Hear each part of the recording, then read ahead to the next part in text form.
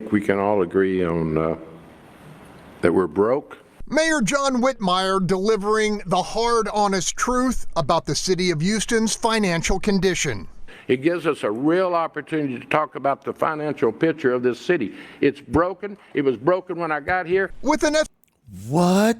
Welcome back to What TV. We got to hop into it because schools across the country, yeah, they're closing and they're shutting down things, but not the school. They're shutting down the employees. Let's hop into it and let us know your thoughts.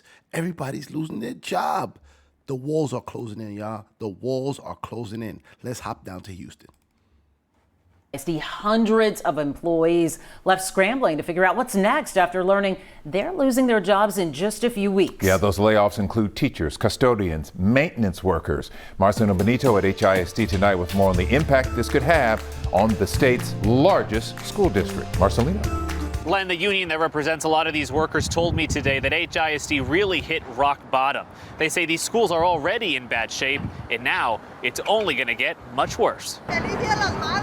Outside HISD headquarters, a constant stream of workers learning devastating news just in time for Mother's Day weekend. And you're bringing them in like a herd of cattle. That sucks, man. Shout out to the ladies that lost your jobs.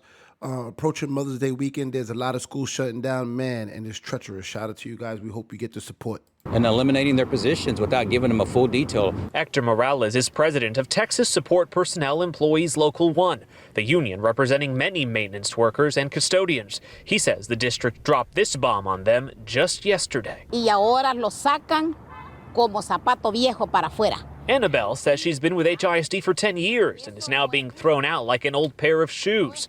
Maria Franco had been cleaning HISD schools for 23 years.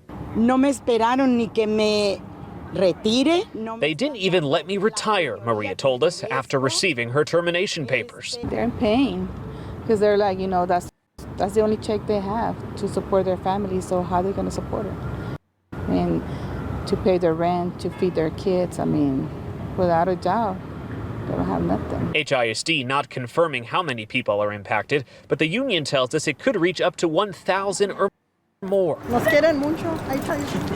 That includes custodians, maintenance workers, mechanics, and even teachers. Callous would be the best word. And I wasn't the only teacher. Jose Cantu had taught ESL at HISD for 5 years until today. They just cut me. They didn't give me a word. Union leaders tell us employees aren't getting any explanation or answers. People are stunned.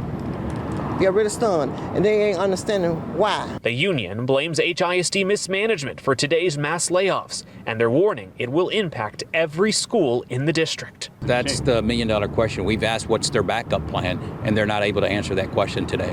Is management or the superintendent or any one of them going to come out and help clean up? I don't think so. HISD did send us a statement with no real specifics about these job cuts, but do say they'll have more to share in the coming weeks. If you'd like to read that statement, it's up online at khou.com.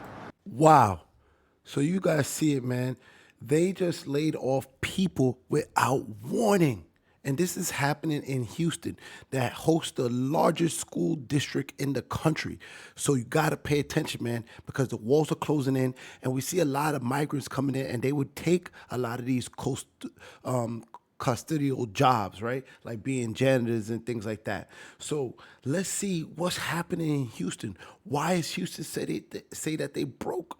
They ain't like Florida because Florida is pouring in with money. So let's jump into Houston, and then we're going to jump into the rest of the country and see this is happening at an accelerating rate, man. It's alarming.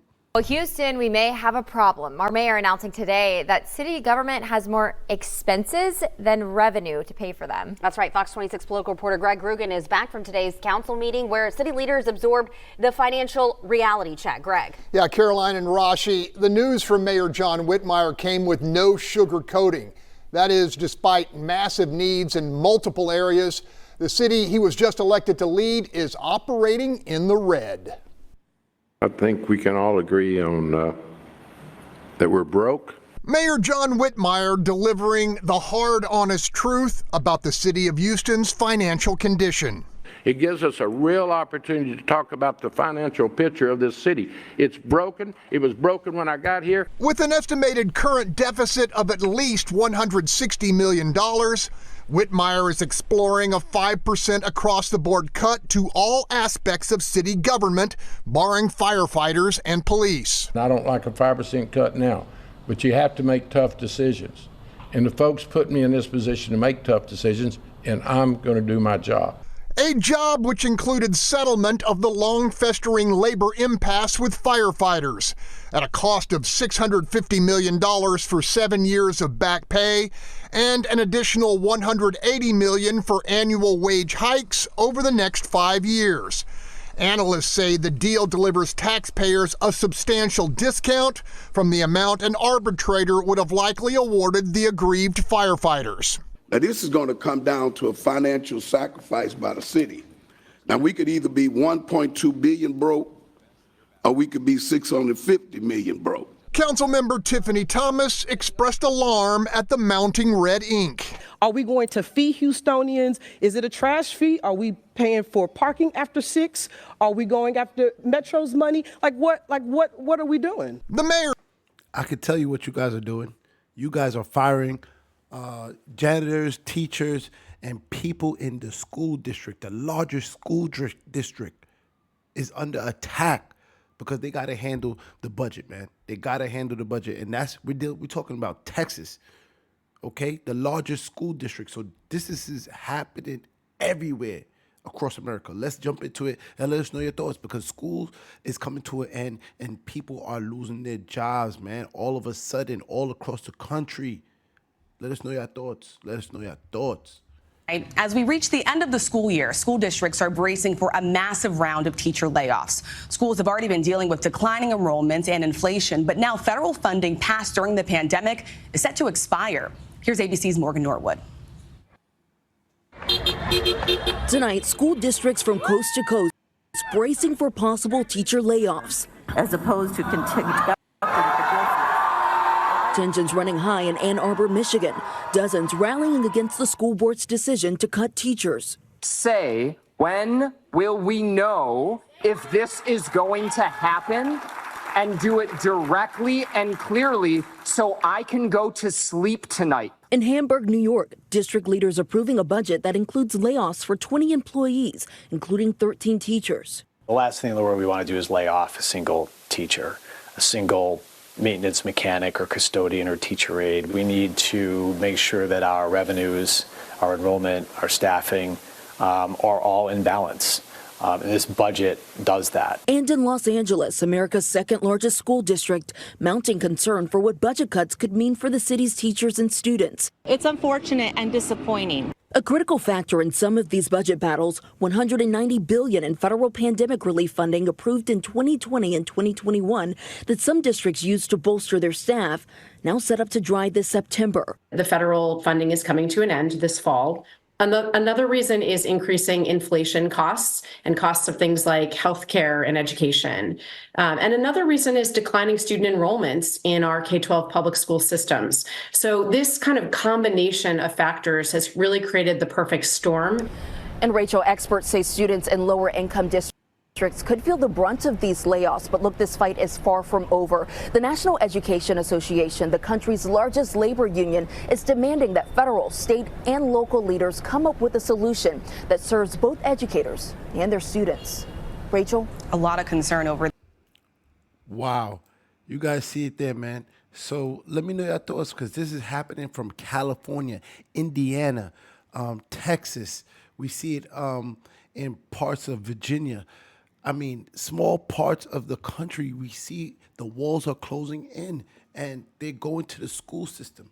And the reason why this is important is because we had an influx of migrants, right? So now they're decreasing the resources at schools, while parts of the country actually seeing an influx of students. So now they have to do more with less, man, more with less. And people who are coming to this country to seek jobs, they are now the same jobs that they would be seeking. People are losing those jobs that have them. So let us know your thoughts. Pay attention, because we are seeing unemployment from tech companies now to schools. We are seeing them start to lose their jobs and the walls are closing in. So pay attention, man. Pay attention. Tap in. Let us know your thoughts. Let us know your thoughts. Do you think unemployment is going to be going up or down from here? Because we think we are at the tipping point of things getting worse. So we got to strap in, buckle down, and we suggest that everybody make some smart decisions, financial decisions. You want to strap down and buckle up for the next 2 years because we might be on a bumpy ride. Tap in, tap in, tap